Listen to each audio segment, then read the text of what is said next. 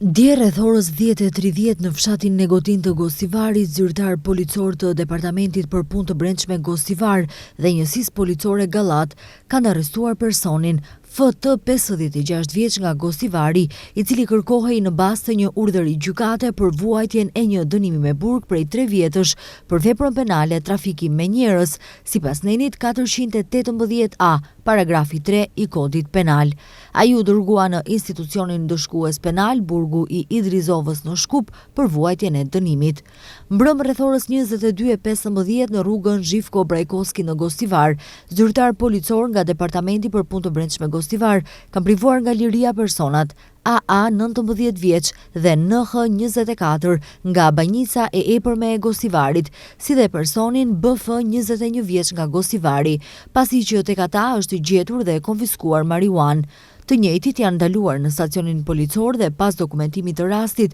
do të përgatitet para shtresë përkatëse.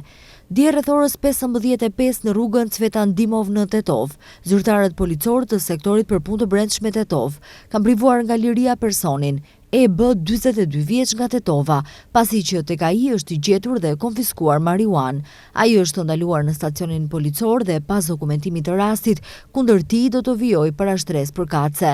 Dje rreth orës 16:40 për shkak të shkeljeve të kryera në trafik, sipas nenit 139.11, nenit 36.5 të ligjit për automjetet dhe nenit 225.9 të ligjit për sigurinë në trafikun rrugor, zyrtarët policor nga njësia policore të Arc kanë arrestuar personin RL 56 vjeç nga Tetova, i cili drejtonte një automjet pasagjerësh Mercedes me targa të Tetovës. Atij i janë konfiskuar targat e modifikuara dhe sinjale drite apo fleshëra të montuara dhe pas dokumentimit të rastit do t'i përgatiten para shtresa përkatëse. Dje rreth orës 14:45 në rreth rrotullimin e rrugës Ilinden me rrugën Blagoja-Toska në Tetov, zyrtar policor të sektorit për punë të brendshme Tetov kanë ndaluar personat FM 27 vjeç nga Tetova dhe ZD 26 nga fshati Bozovci Tetovës, pasi që kishin prishur rendin dhe qesin publike me një përleshje fizike mes tyre. Pas dokumentimit të plotë të rastit, kundër tyre do të vijojë para shtresë përkatëse.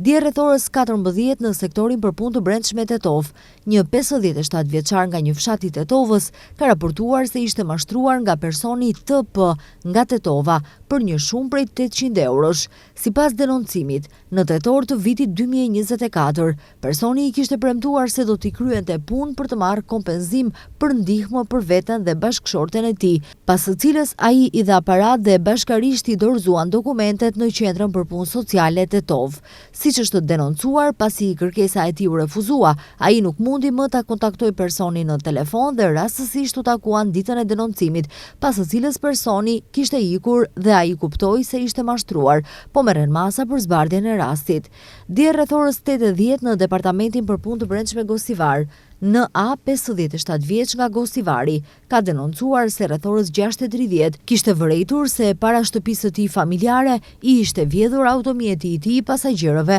Volkswagen Charan me targa të Gosivarit dhe në vendin e ngjarjes gjeti një biçikletë të lënë nga kryersi, po merren masa për gjetjen e automjetit dhe për zbardhjen e rastit. Dje rreth orës 13:26 në sektorin për punë të brendshme Tetov është denoncuar se kishte rënë zjarr në një shtallë në fshatin Zhilç të Tetovës, në të cilën kishte vetëm makineri bujqësore. Zjarri është shuar nga një ekip i njësisë territoriale të zjarfikësve Tetov dhe nuk ka persona të lënduar.